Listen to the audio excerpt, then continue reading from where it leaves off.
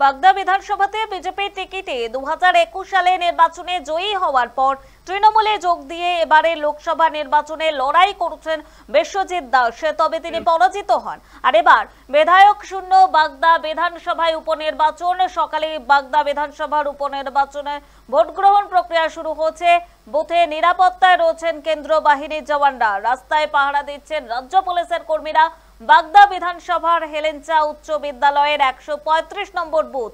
এই বুথে সব মহিলা ভোটকর্মী। সাধারণত ভোটাররা আসছেন শান্তিপূর্ণভাবে ভোট দিচ্ছেন।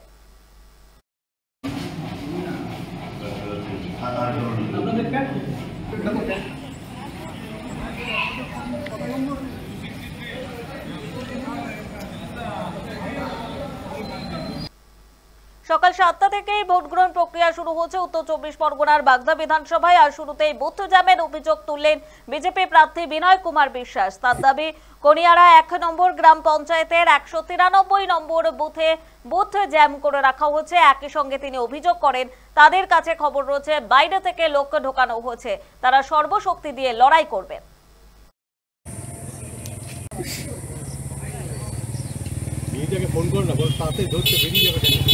অভিযোগ আছে কয়েক জায়গায় এজেন্ট বসতে দেয়নি, বুথ জাম করে রেখেছে। সেখানে যাচ্ছি আমরা, আমাদের লোক পৌঁছাচ্ছে, পৌঁছানোর পরে সিআরপিএফ জওয়ানও পৌঁছাচ্ছে, সেখানে স্থিতি মানে ঠিকঠাক করে দিচ্ছে আর কি।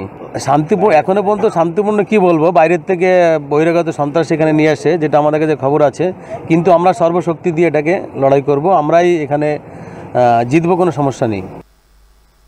লোকসভা নির্বাচনে বাগদা বিধানসভায় 20,000-এরও বেশি ভোটে হার তৃণমূল কংগ্রেসের। আর সেই কেন্দ্রে পুনরুদ্ধারে তৃণমূলের হাতিয়ারে তরুণ তুর্কি মতুয়া বাড়ির মেয়ে তথা মমতা ঠাকুরের ছোট কন্যা মধুপর্ণা ঠাকুর। ভোটে জয়ের বিষয়ে কতটা আশাবাদী তা তিনি নিজেই জানালেন। পাশাপাশি তৃণমূলে বহিরাগত ঢোকাচ্ছে বিজেপির এই অভিযোগ নস্যাৎ করলেন তিনি।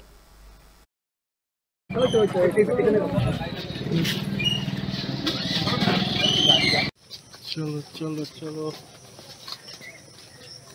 ওদিকে যাবেন না, পড়ে যাবেন কিন্তু।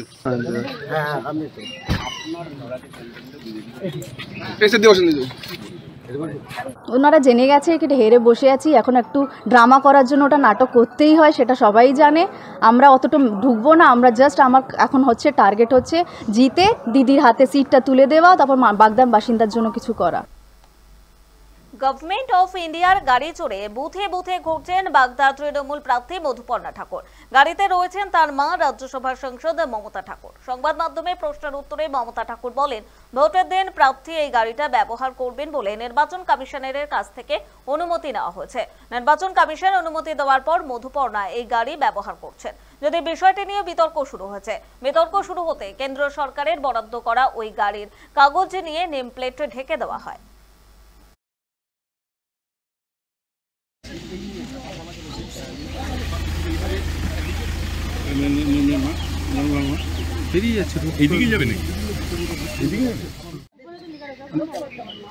প্রার্থী এই গাড়িটা ব্যবহার করবে এমনই কি পারমিশন?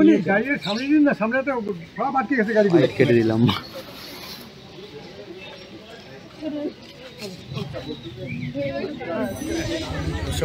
মনে আছে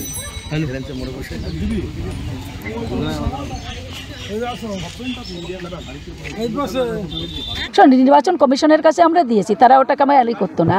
ও আমার মেয়ে, গাড়ি আমার একটা, সেখানে তার জন্য এটা নির্বাচন কমিশন যদি না দিত তাহলে আমরা করতাম না। এবার আমি তো বুথের ভিতর যাচ্ছি না, আমি বহু দূরে, আপনারাই দেখতে পাচ্ছেন, আপনারা মিডিয়ার, আপনারা সাংবাদিক, আপনারা দেখছেন যে আমি কত দূরে। এবং ওখানে মধুপর্ণা ঠাকুর সে তার ওখানে বুথের ভিতরে গেছে, সেখানে দেখছে কিভাবে কি চলছে, সেখানে তো আমি যাইনি। আর গাড়ি নেওয়ার সঙ্গে তো ভোটের প্রশ্ন, ভোট দেবে জনগণ, সেটা তাহলে নির্বাচন কমিশন আমাকে কেন দিয়েছে, সেটা তো তাদের দায়, সেটা বলতে পারতো আমাদের, তাহলে আমরা করতাম না। ব্যবহার করবে এমনই কি পারমিশন নিয়েছেন? হ্যাঁ প্রার্থী কি এই গাড়ি? হ্যাঁ হ্যাঁ, ওটা করা, ওখানে আমার গাড়ির নাম্বার না তো, এখানে তো দিয়ে আছে, এখানে আপনি দেখে নিন তাহলে।